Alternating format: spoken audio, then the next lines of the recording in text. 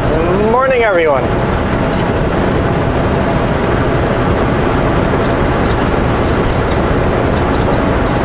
Just going through Hope. Mountains are looking beautiful today.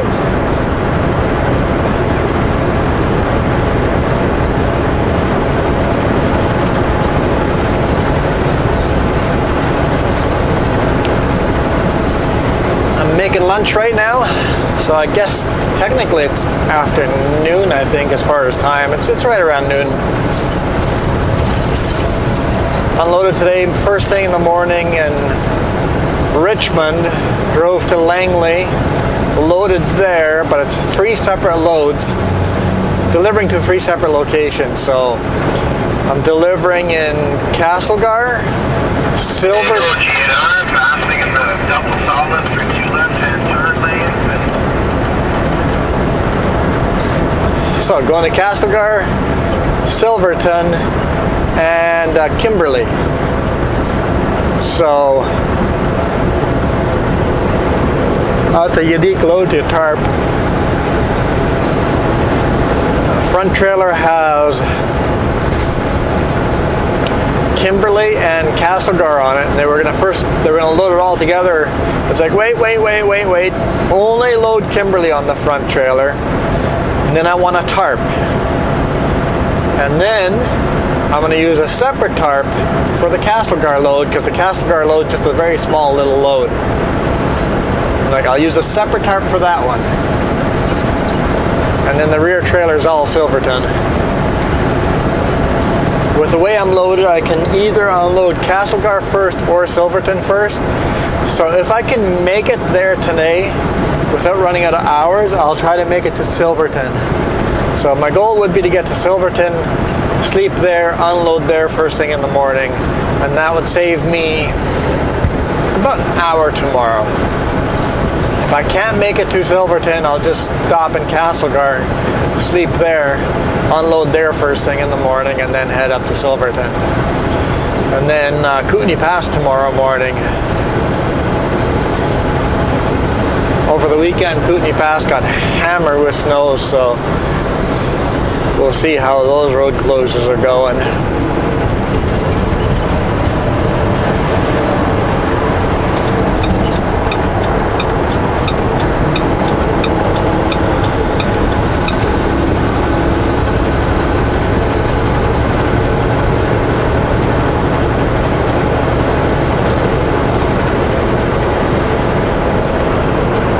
Trailer looks empty. Not sure. Maybe there is a load in there that just shorter animals.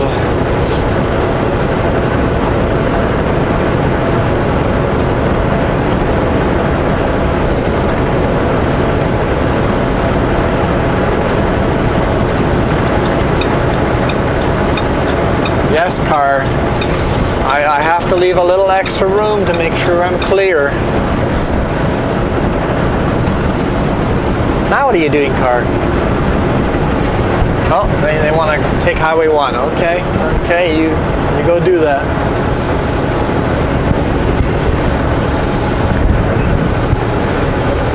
We're taking Highway 3 all day.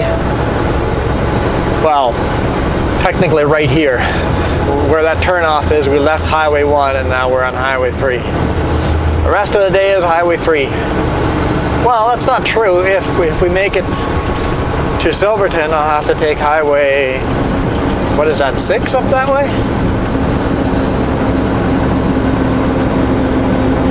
Got a lot of mountain passes to get to Silverton, so we'll see. I don't have a lot of spare time.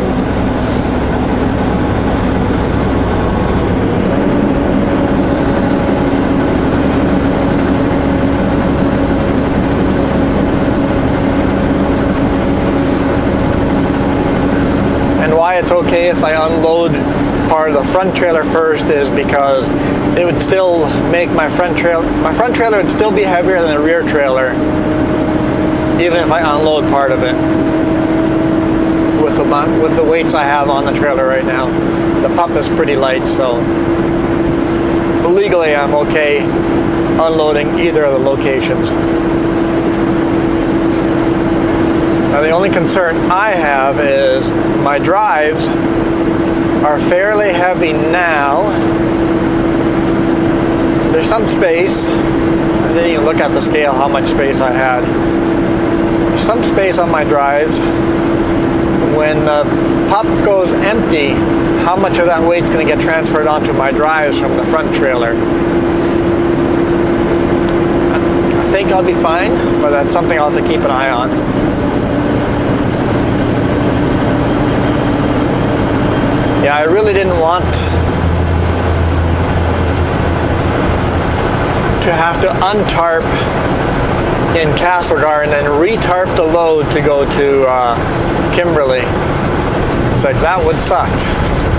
Let's try to, even though I have to throw an extra tarp, let's try to tarp it in a way that I only have to untarp when I'm getting to unloads. So I get to Castlegar, I have to pull one tarp off. Silverton, I'll have to pull 2 tarps off, and then Kimberley, I'll have to pull 2 tarps off. Is that a lane already? I think it's a lane already here. Yeah. Yeah, I know what I'm doing. Second guessing myself.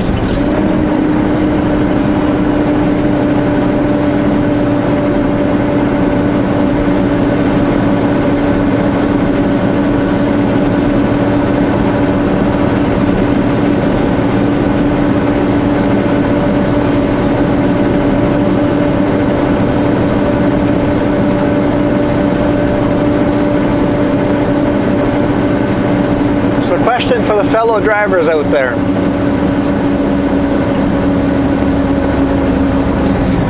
Hours of service. Is it legal?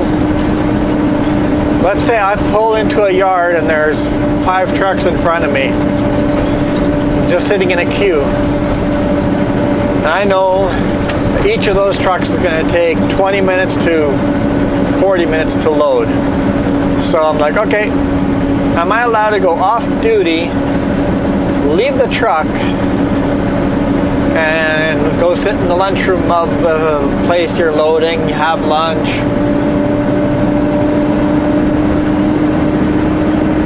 use the restroom? Forklift driver knows where to find you, just in case you do need to move, but you know how long it normally takes, so you probably don't have to move.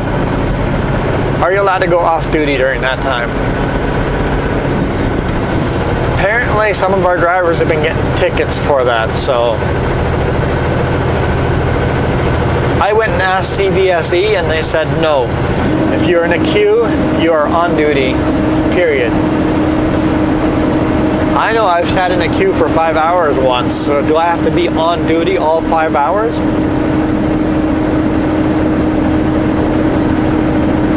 I guess so.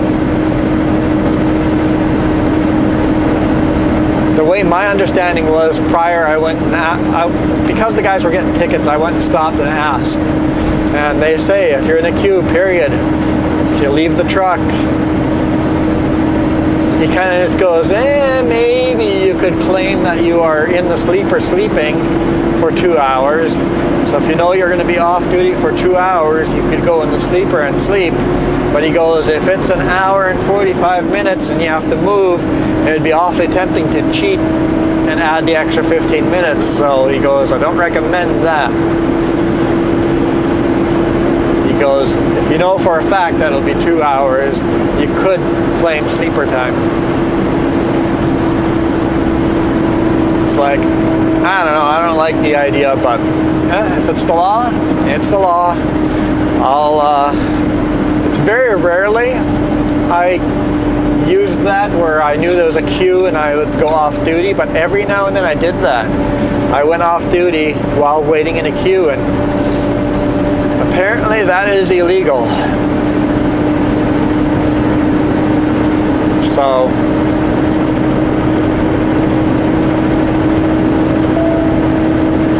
and he just goes, if you're getting paid, you're on duty. I'm like, yeah, but I'm not getting paid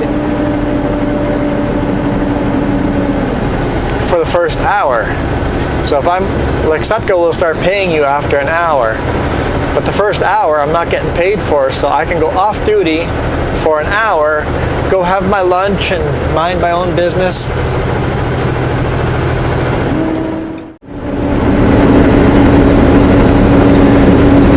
Battery in my camera died.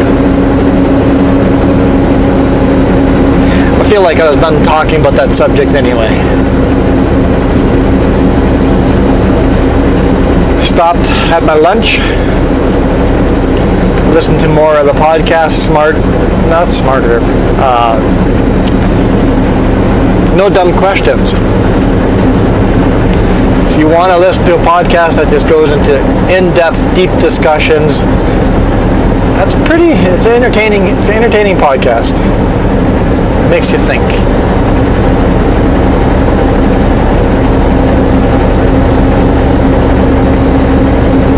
Lots of snow up here.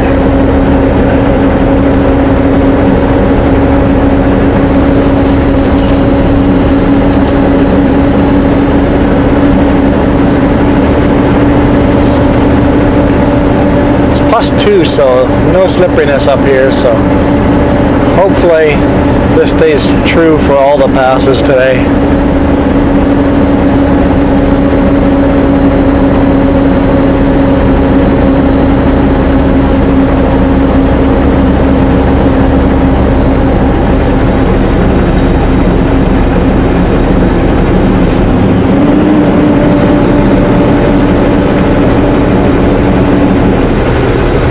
I'm fairly light. Almost half the weight I would normally be carrying. So I'm making good progress up the mountains here. Instead of doing 25 kilometers per hour, I'm doing 50-ish. I'm almost keeping up with the vans. Not quite, the vans are passing me, but almost keeping up with the vans.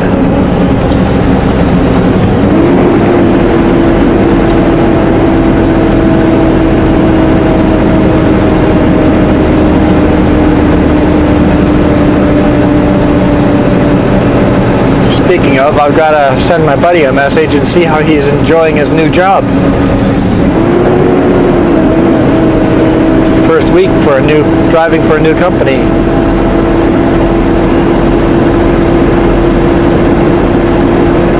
A company that I applied for before getting this job at Sutco, so I guess I should have forward flashers on, shouldn't I?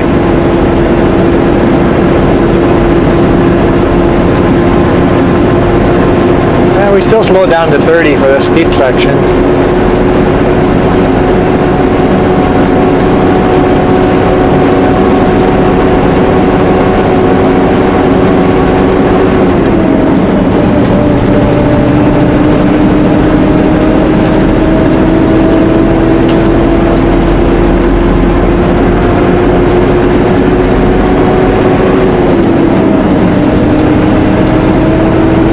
Talking to Jess earlier, she was saying the Coquihalla was a mess, and Kootenai Pass, they were doing a lot of road closures there due to avalanche control and just getting snow off like last time we went over there. So we may have delayed time going over Kootenai again tomorrow morning.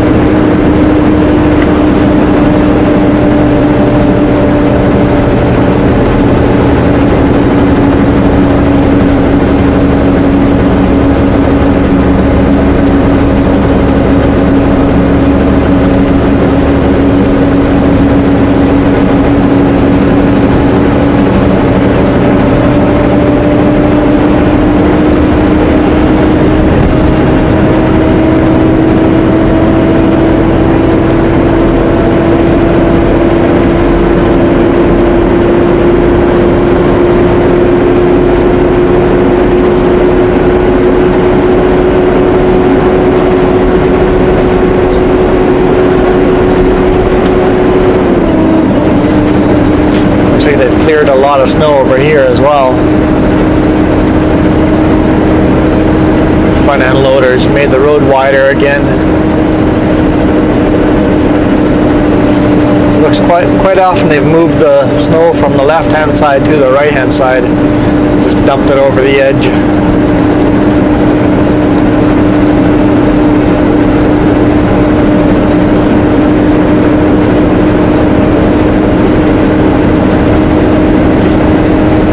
Those tree branches are definitely pretty heavy with snow.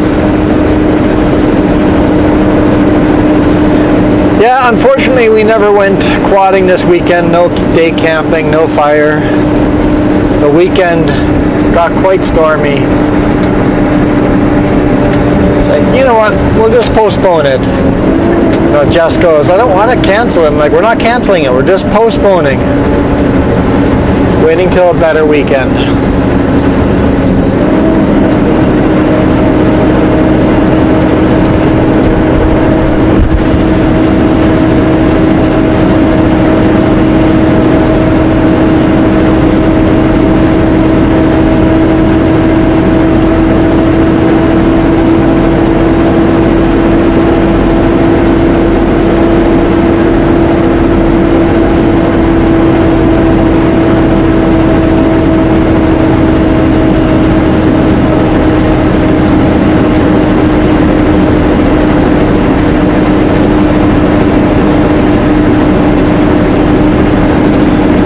I'm down to half a tank of fuel.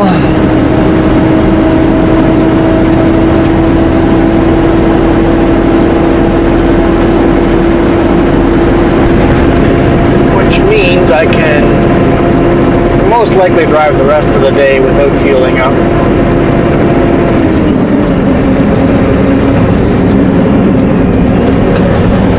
But do I want to fuel up somewhere?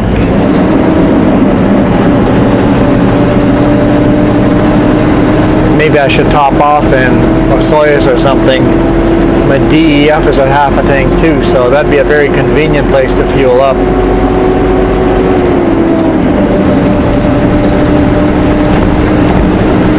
I'll consider that. HOS Esso is right along the highway, so no big detour, no driving 10 kilometers down the road to get to a fuel station.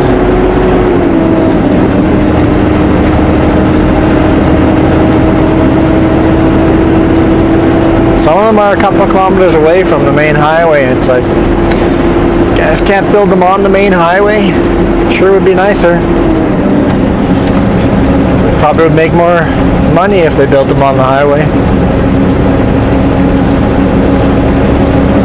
But that's quite common. They're usually within a kilometer of the highway, but every now and then they're quite far off.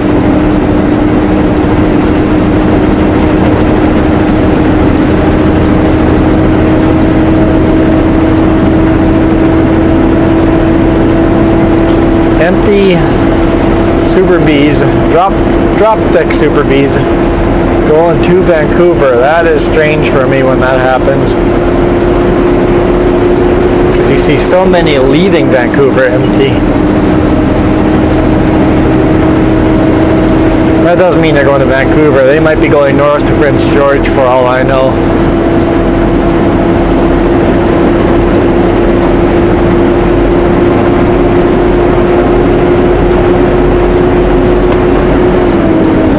Go Allison Pass again.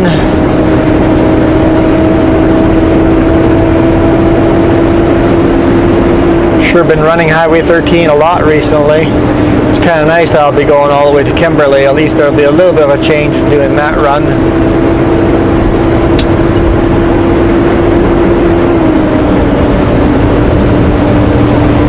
Car, I'm crowding you a bit, but the road gets narrower. Still in my lane, but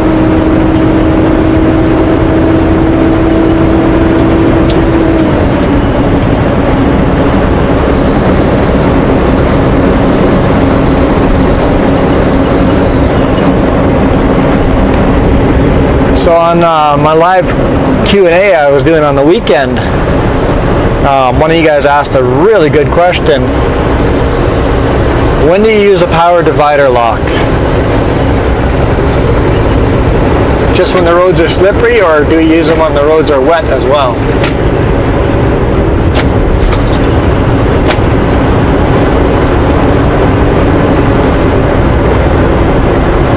So first off, what does the power divider do?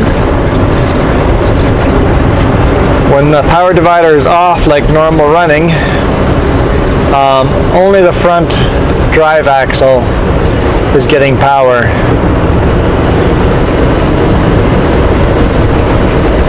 Only one set of dualies is getting power. If I turn the power divider on, both of my drive axles are getting power.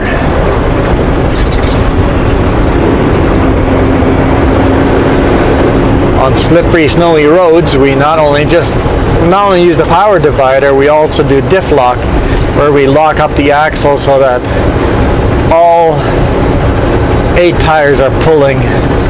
All 8 tires are pulling you straight up the mountain.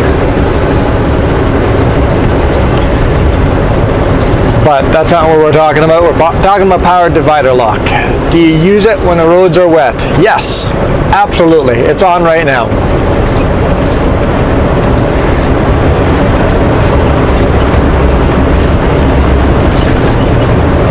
When you're hauling 2 trailers, all that resistance of all those tires back there, it is very easy to spin the tires. I think that lane is getting narrow enough. We're just going to run in this lane. If a small car wants to attempt to pass me on the shoulder, on the slow lane, I'm just going to let them, but I'm going to run in this lane for a little while. Just because that lane's got too narrow there. I don't want to have a car beside me and all of a sudden the lane just gets right narrow, and I'll smash into the side of a car because I've run out of room. Because if you hit that snow, it'll shoot you across into the other lane. I've done it. I've tried it. If you hit that snow, just touch it. It shoots you quite far into this lane. It's like a punch. Body check. So I don't want to be on that lane and hit that snow and get body checked over this way. So I'll run in this lane because I feel it's safer. Hey, just like he is doing.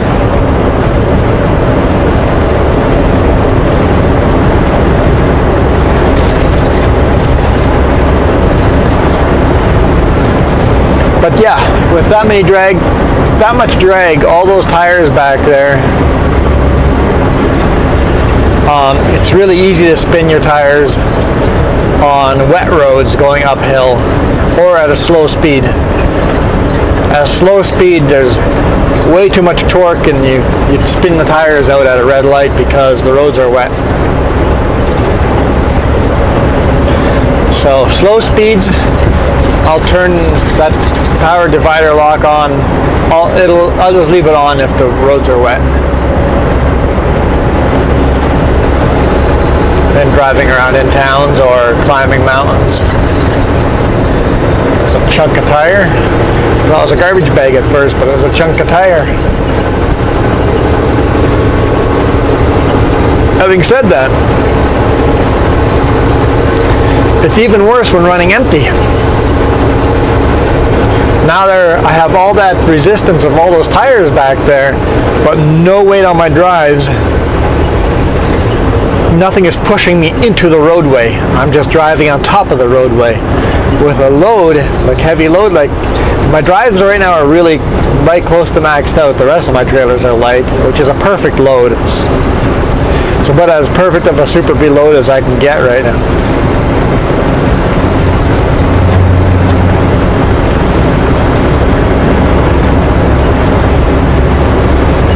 When you have that much weight pushing down on the tires, you spin out a lot less likely. When you do spin out though, you're in trouble. Watch out.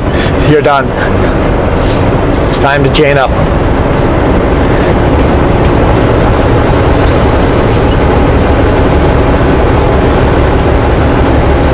But in town, especially when empty, launching off of a red light or a green light, you don't want to go in a red light. When the light turns green and you put the throttle down. You'll spin your tires on dusty, gravelly roads. So in town, or even just really bumpy roads where the suspension is bouncing all over the place, you'll spin the tires. So I put power divider lock on when running in town empty. Power divider lock can be on at any time. You can leave it on. Leaving it on does use more fuel because you have more parts moving in the back. So you don't want to leave it on, but anytime there's any kind of moisture on the road, just click it on. I just clicked it off. But I don't think I'll need it again now until we get out of Manning Park, climbing there. I'll click it back on. And if I see any kind of snow, I'll put a diff lock on as well. Probably just one.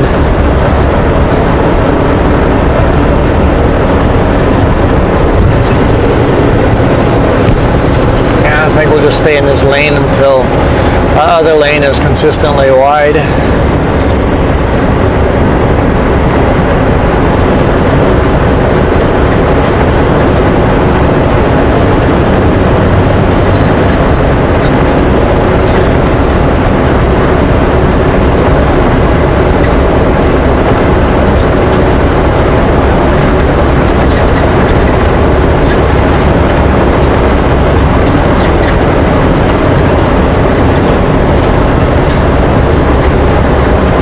I feel like the lane seems to be getting wider here.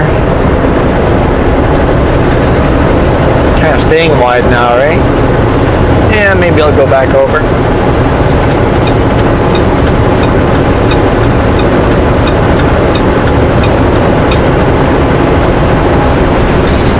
Just make sure if there's a car that comes up beside us that I'm really careful.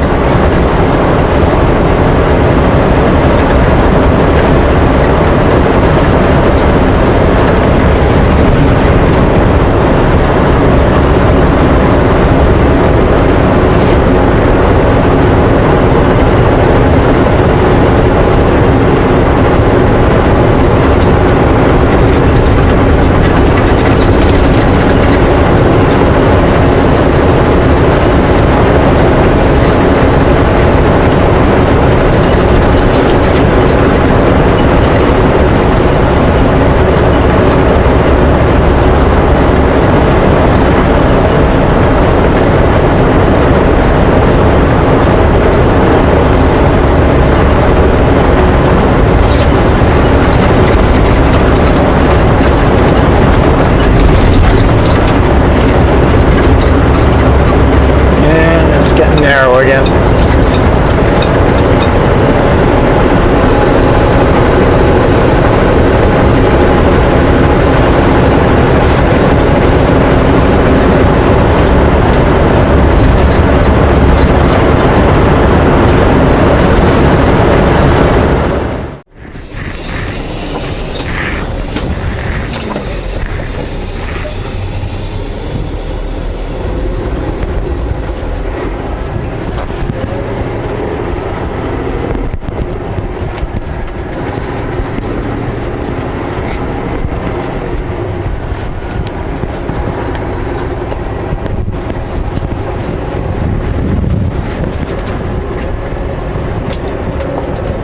Look at that little military unit. Former military unit. Looks like it's an RV now. Mine Hill.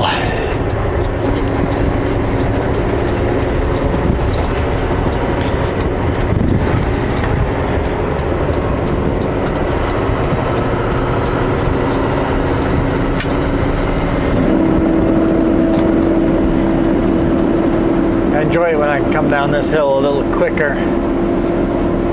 You have a full load going down, you gotta crawl down at about 50 kilometers an hour. Usually a little below 50. Or else you're riding your brake all the way down, and that's not good.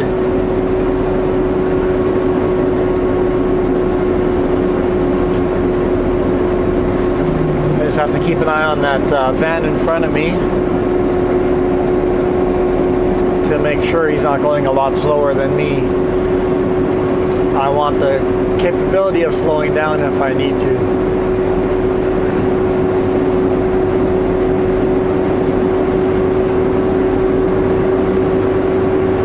Am I catching up with him?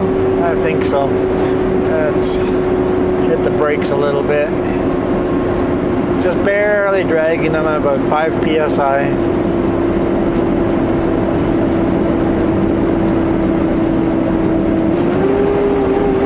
Until I can shift down one gear. And then we'll let the engine do the work.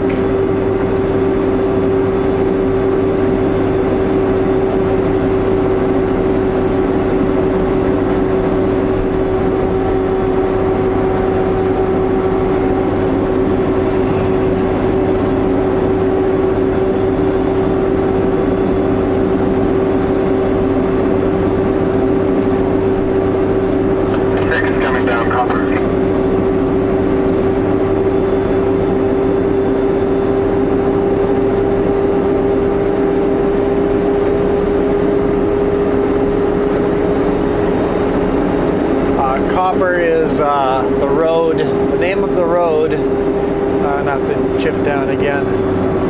Name of the road that goes up to the mine. I believe. It would make sense to me. I always assumed that anyway.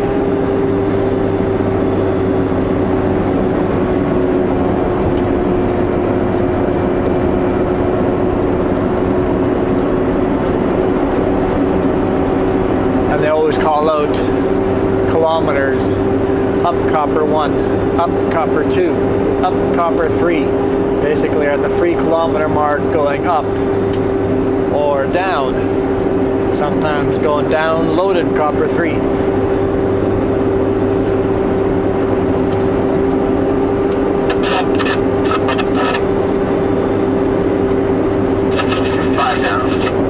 Five down. Coming down copper, and he's at the 5 kilometer mark.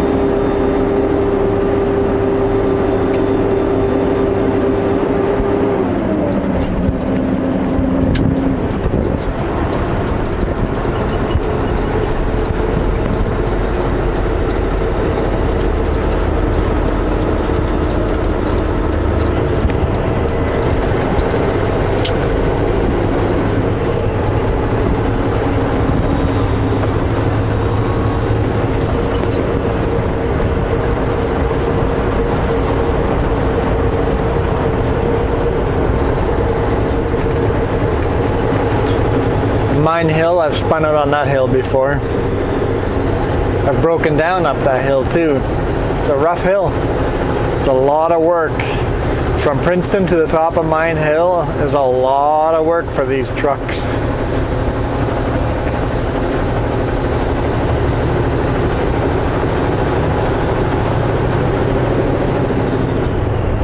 Zero up the copper.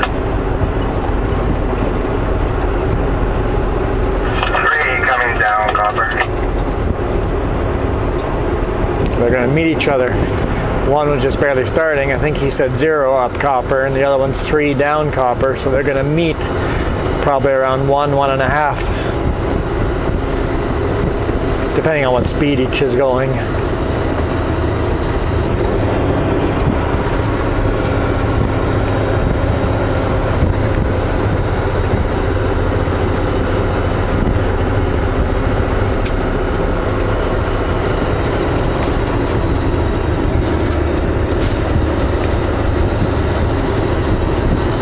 Yeah, that van truck I've pretty much chased the whole way from when I had lunch. Just been kind of maintaining the same speed.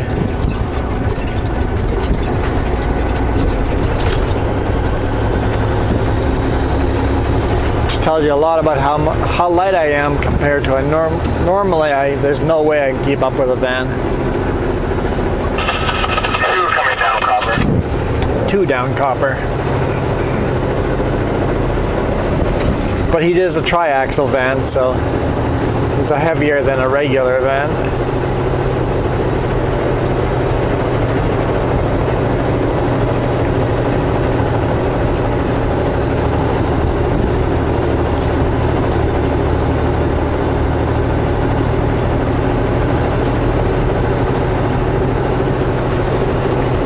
I think an empty chip truck here, fellow Sutco truck, I think is going to come past us here. Yeah, there he's going for it. 8K, I'm copper. He's waving.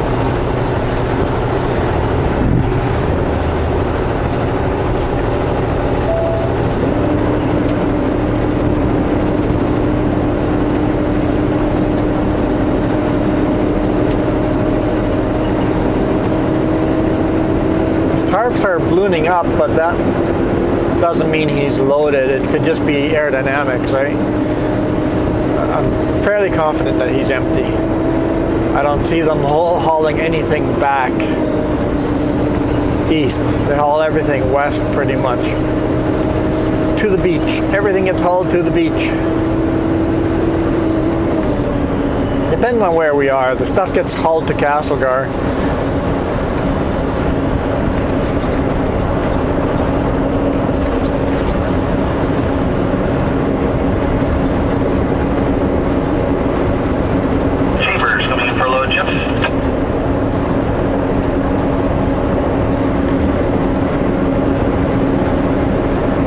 That was a truck communicating with a loader at the lumber mill here in Princeton, saying that he was coming into the yard to pick up a load of wood chips.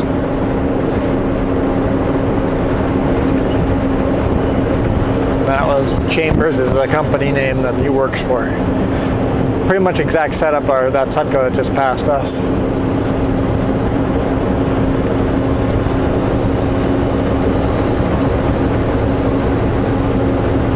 I ran chips for 3 weeks. I drove chip trucks for 3 weeks for Sutco. It was unique. It was neat. I'm kind of glad I had that experience. Not for me. I don't like working shift work. Having cross shift somebody else in the same truck as you, always sharing trucks. I mean, you're home every day. Not every night, because then you're doing shift work, and the shifts change drastically. So you never really know when your shift's gonna. Well, I guess you get a pattern going. You kind of know when your shift's gonna start. But if you start the week on night shift, by the end of the week you could be on half day shift, half night shift. It changes, and the weather can really mess. I don't know, just not my style. Some of those guys say they make a lot more money than I do, so all the power to them. If they enjoy it and they want to be home and it fits them, suits their lifestyle, all the more power to them.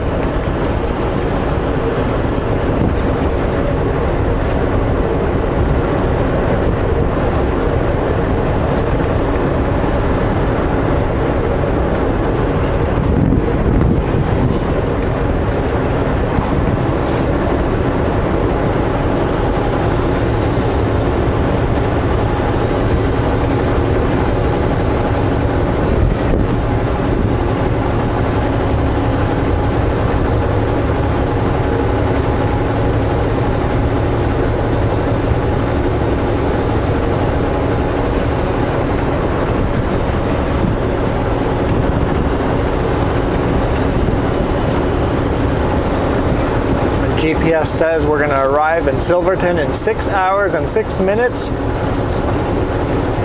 It's not accounting for us going slower over Paulson, but with a lighter load we'll be going quicker. And hours available to me is 6 hours and 35 minutes. And I still have an hour and a half I can go off duty. I think I'm going to pass this guy.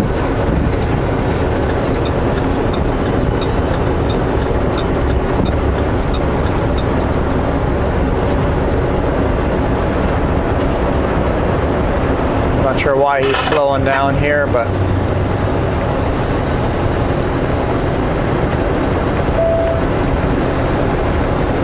good timing too. Passing lane ends.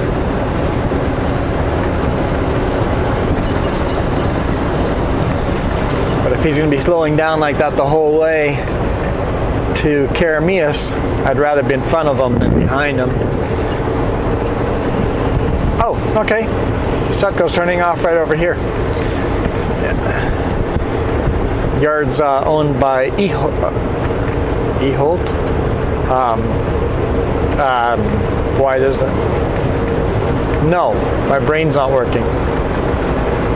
Eco Chips. Yard is owned by Eco Chips. Part of our family. Owned by the same owner as Sutco.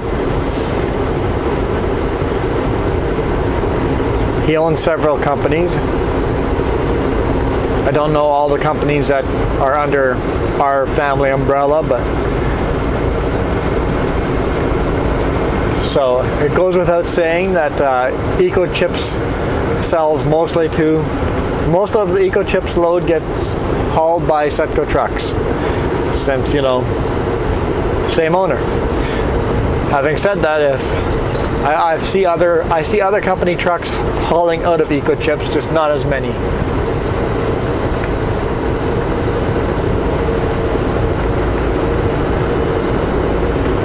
Basically, Sutco trucks get dibs.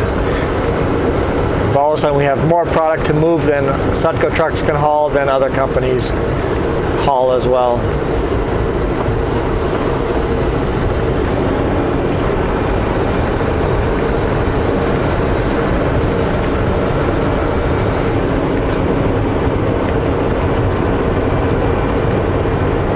Just like Summit in Salmo, also owned by the same owner, which means Summit works on lots of Sutco trucks. It's a heavy-duty mechanic, heavy-duty repair shop. So a lot of our repairs get done by Summit and Salmo because, hey, send the business to our own companies, right?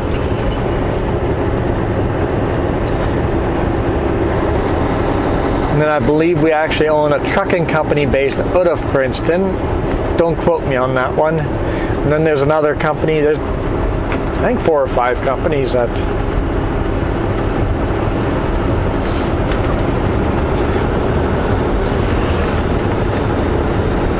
and some of them we have just purchased, and I think the reason why we purchased them is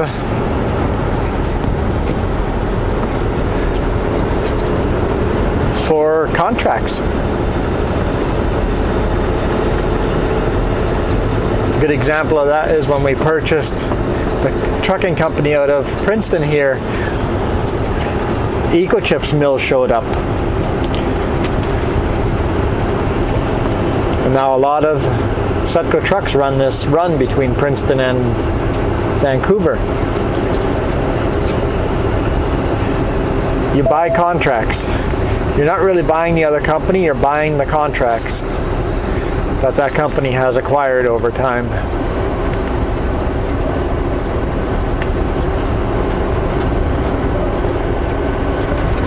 Let's give her a little extra room just in case she wipes out going over the snow.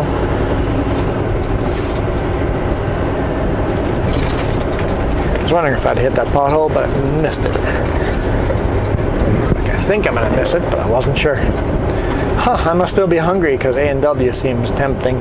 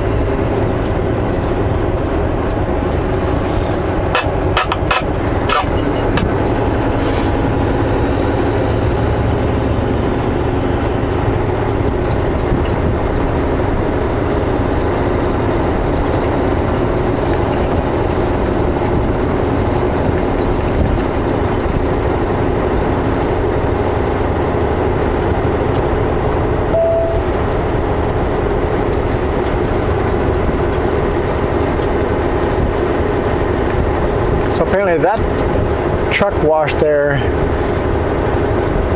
is open all winter long.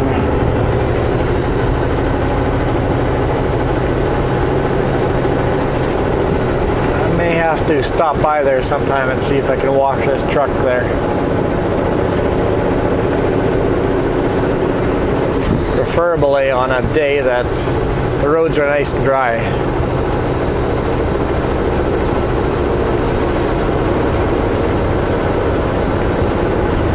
Well, so far the beginning of this week has been cloudy, and the whole weekend was snowing and cloudy, so hopefully maybe the week will stay cloudy and the weekend will get nice and sunny and we can go quadding this weekend. I'm all set up for it now. I've got all the gear ready. Just have to grab my stuff and go.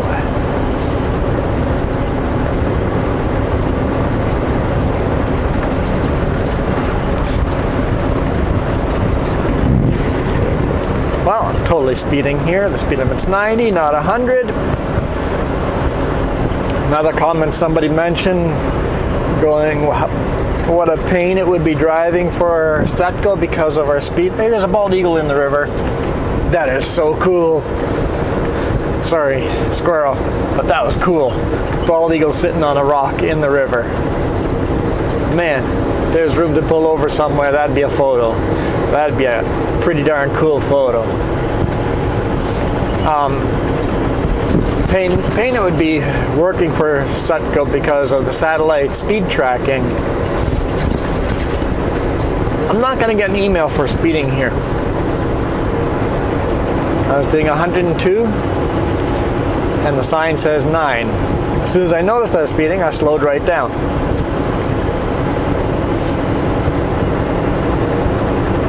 If I go 20 kilometers over speed, I'll automatically get an email. I've gotten 2 of those emails, and both of those times I just completely missed the sign. One time was in really bad weather, and it was sleeting. All the snow was sticking to the signs, and I couldn't read the signs, and I just didn't realize that was a speed limit change sign. So that was one of them, and the other one, I don't know what happened. The other one, I just missed the speed limit sign. My GPS started blinking at me, going, "Oh, GPS says I'm driving way too fast for this." Okay, I slowed down. So both of those times I went over 20 kilometers over the speed limit. And my GPS luckily flashes at me, so I don't speed for very long. If I speed, it's a minute, not even a minute, it's seconds, it's not even a minute. I catch myself pretty quick because GPS starts flashing.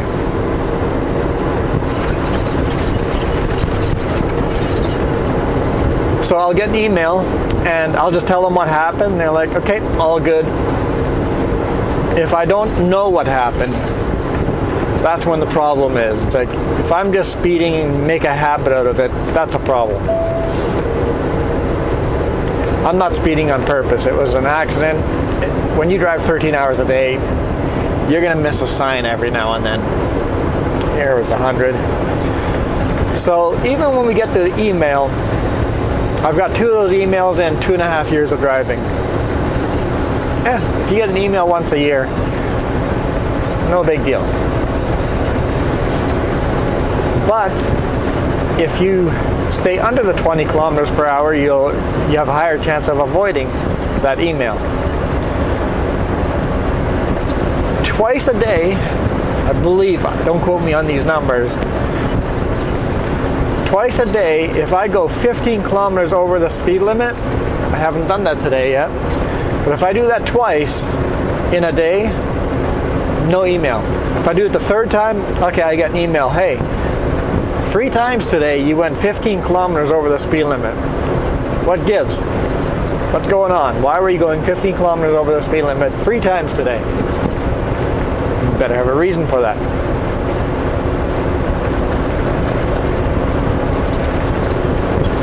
And hopefully I was in a rush is not your reason. And then I can go, I believe, 4 or 5 times 11 kilometers over the speed limit before it gets flagged. So right now I was going 102 and a 90. So that would be one of my 11 kilometers an hour over the speed. Earlier in the day, closer to Vancouver, going down one of the hills, I went 11 kilometers over the speed. So I've used up 2 of those today already. Gotta be careful. Make sure I stick to the speed limit. Every now and then a hill catches you off guard, and all of a sudden you look down at the speedometer and go, oh, shoot, I'm going faster than I thought. So there's lots of lenience there. As a rule, I drop, like, the speed limit's 100. I want my GPS to read out between 100 and 102. I don't want to go below the speed limit. People get very anxious behind you if you go below the speed limit, so I like to go dead on 100 to 102. 2 kilometers window that I like to be in. Right now my GPS is saying 101, 100, 101. It's kind of flashing back and forth between those two. That's where I like to drive at. That way those downhills, usually I catch them before I'm at 11 over.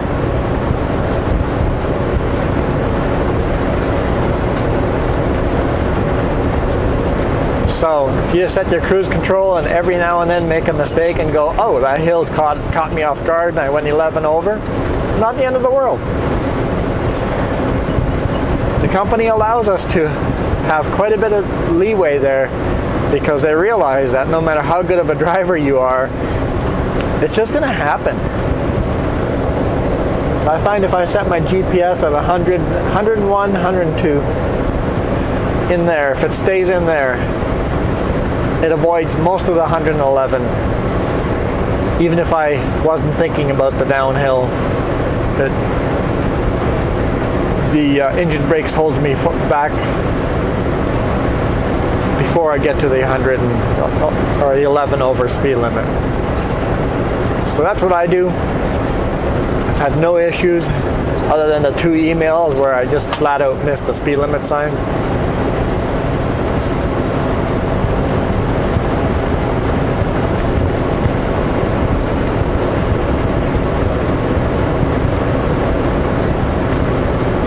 So no, it's not terrible to work for Sutco at all as far as speed goes. I know most companies have satellites put in their trucks now.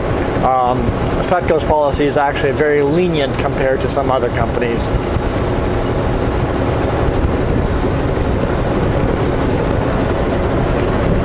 They're like, we're people, we make mistakes. Let's just kind of keep those mistakes down to a minimum.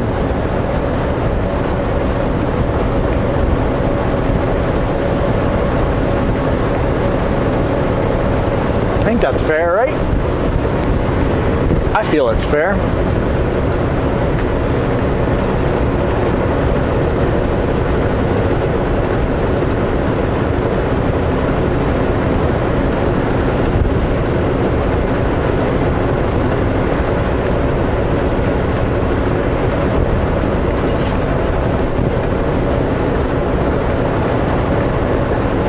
I think we'll keep recording a little longer down here, down Smilkameen River. I don't think I ever really record down this road because I find it boring. Cruise control on, you're relaxing, you don't have to really slow down for a lot of corners. It's a nice, this is my break. This is a bit of a break from the mountain driving. It's kind of relaxing. This is the breathe in, relax. Relax all those muscles. Kinked up necks from tense downhills and uphills.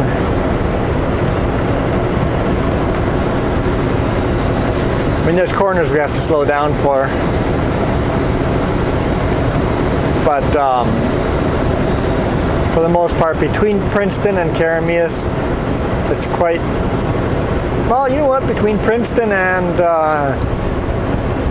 almost all the way down to Nighthawk. Basically, from here till we climb into a HOS, it's quite relaxing. There's some sections where you gotta slow down, do a little bit of more work.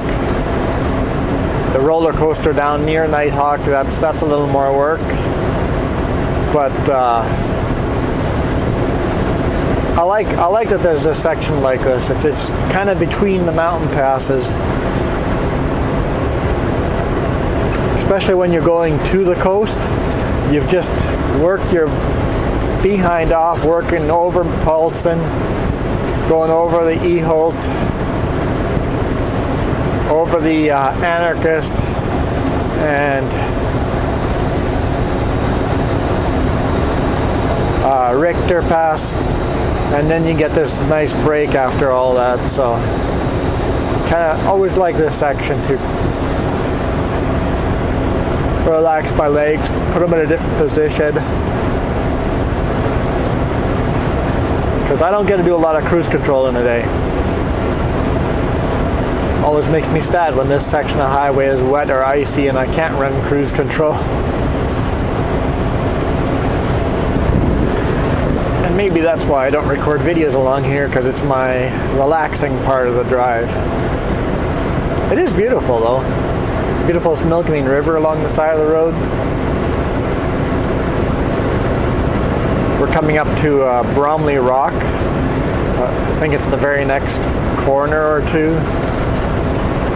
A lot of campgrounds here along this river. Quite a few of them are free campgrounds, so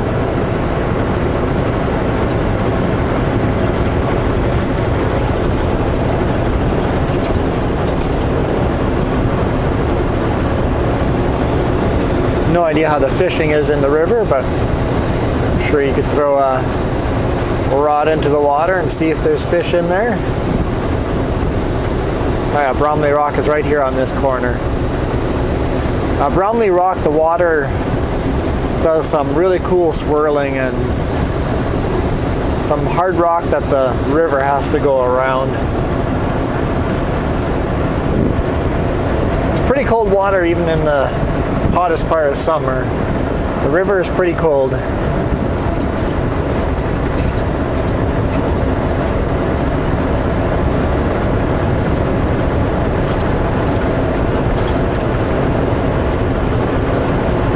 I wouldn't want to be swimming in it, but you see people swimming in it all the time.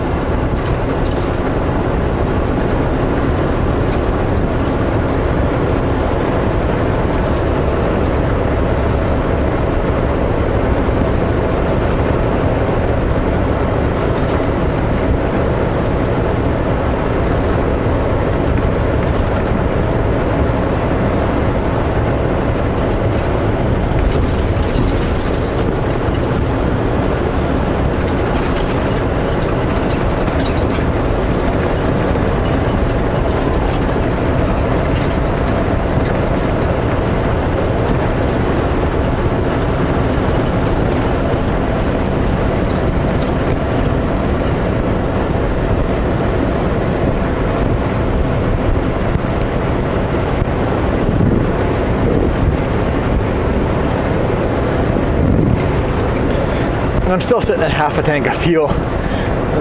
I got a feeling that the fuel sensor is near the front of the tank. Whenever I go up a steep hill, I always read less fuel. So I guess it's not a feeling, it's just common sense that the sensor would be near the front of the tank. So when going up a hill, it feels like I'm lower on fuel. So I could easily drive the rest of the day without fueling up. And I might just do that. I might just do that. We'll see. Grand Forks has a convenient fuel station too. So if I feel like I need to fuel up, I'm just thinking tomorrow,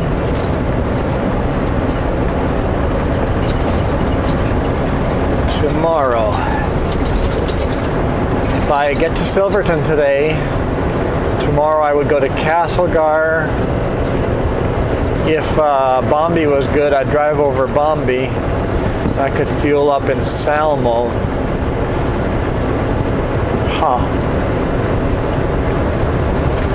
But if I fuel up today, it's going to cost quite a bit of time because fueling is on duty. That is on duty, so I'm going to lose a solid 15-20 minutes fueling up. If I fuel up today, I might not make it to the, I guess it doesn't make a difference. Either way, I'll lose that time tonight or tomorrow. So the further I can push the tank, the more time I'm saving. I know there's guys that won't run at less than half a tank and they start getting nervous, which is fine. I don't get nervous until I'm down to 1/8 of a tank.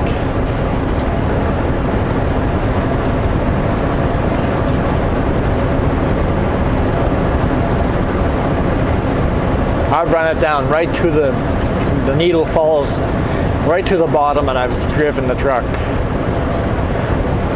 I've done the math, I know how far I can go with the fuel, and I've gone, that's a fuel station I'm going to stop at, and I've dropped it right to the bottom. On those days, if that fuel station is not open or is out of fuel, which happens every now and then, I'd be in trouble.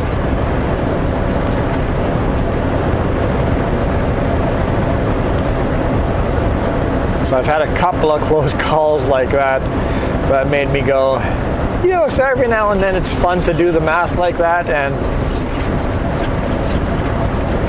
fill up over, I've filled up over 800 liters and they're 800 liter tanks. I've done that once where I filled up more than 800 liters, but very often I fill over 700 liters.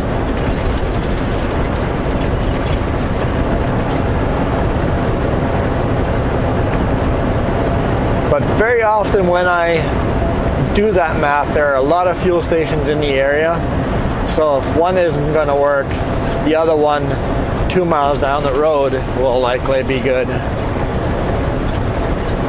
So I always try to do the math that there's always one, if the fuel station I've planned to stop at fails, that I have an opportunity to still drive to the next one. And it's not like with a car where there's a fuel station in every town. There just isn't. We can't pull over anywhere and fuel up. Our fuel stations are spread out a lot further.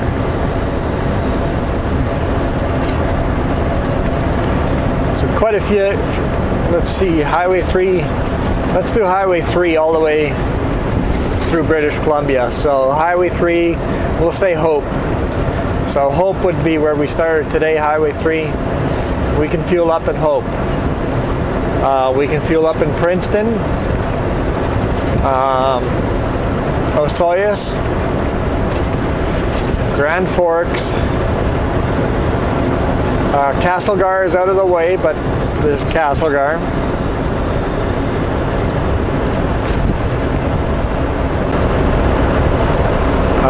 After Castlegar, there's Salmo.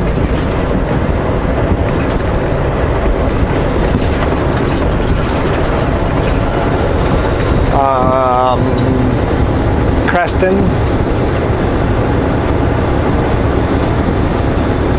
and then Cranbrook, Joffrey,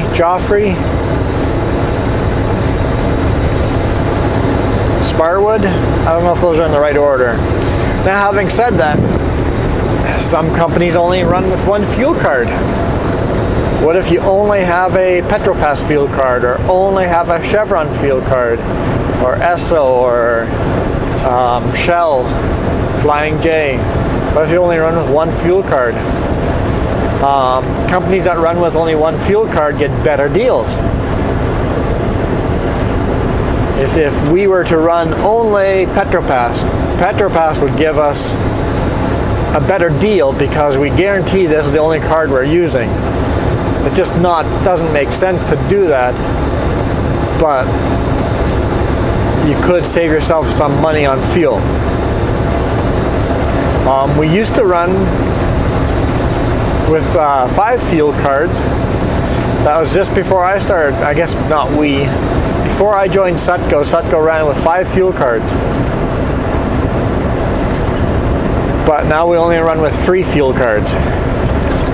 So I can only fuel up at Esso, Flying J's, and Petropass.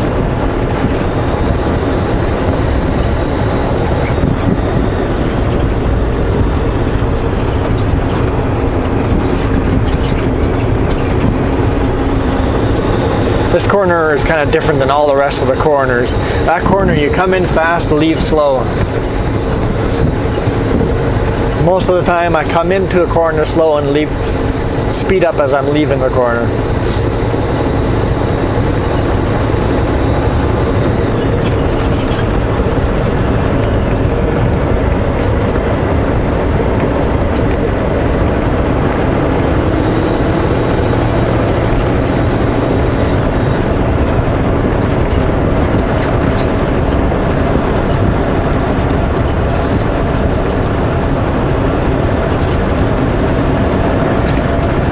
Signs say unusual gifts. I like the idea of unusual gifts. This corner you see big rigs roll over every now and then. So it's a good idea to hit the suggested speed limit all the time.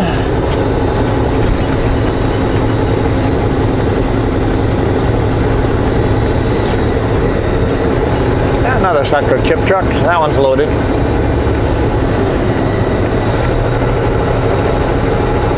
How do I know? Just because of the direction he's going. There'd be no way he's going that direction not loaded.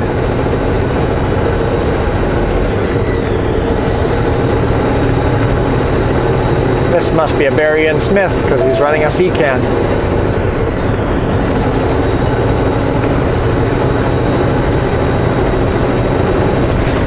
C-can with a Super B, but only the front trailer.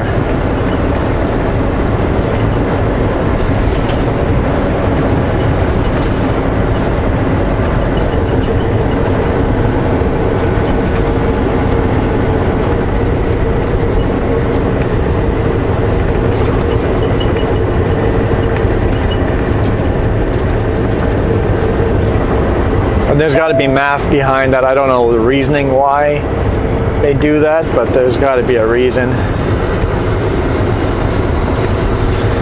Trucking companies don't do anything for no reason. Somebody has done the math and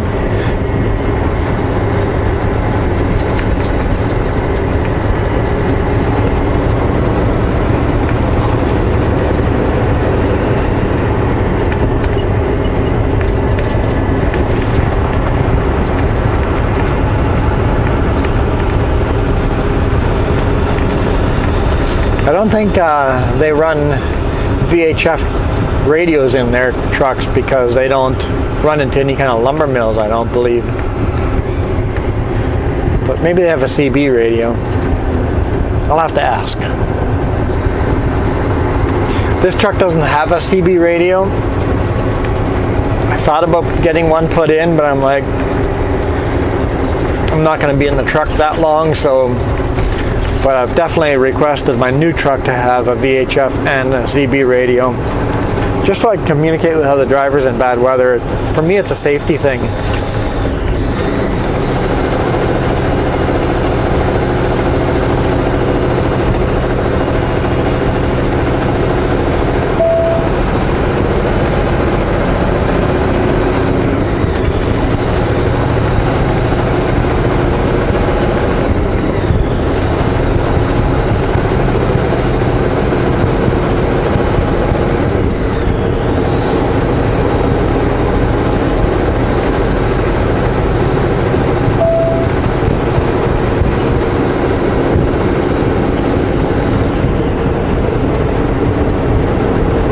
Going on here.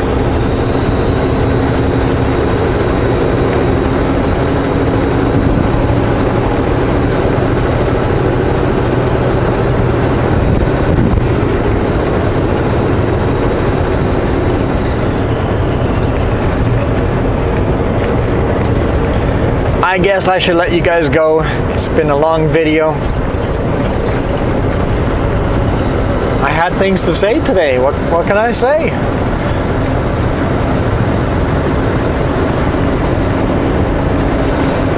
Hopefully you guys enjoyed this part of the highway. A little bit different than normal. Maybe I'll do more videos down here.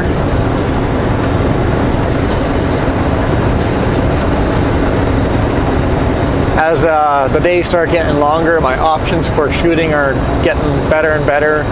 For a while there, you only have a few hours in a day to shoot a video, so it's always the same location that I'm driving through when it's daylight. But now I'm gonna be, sun comes up a little earlier and sets a little later, so start getting more options for videos. Hopefully I'll show you more of roads that I haven't showed. Don't see the same roads over and over and over.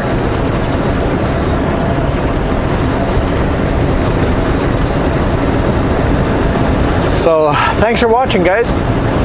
Hit that thumbs up if you enjoyed. And I'll see you guys tomorrow.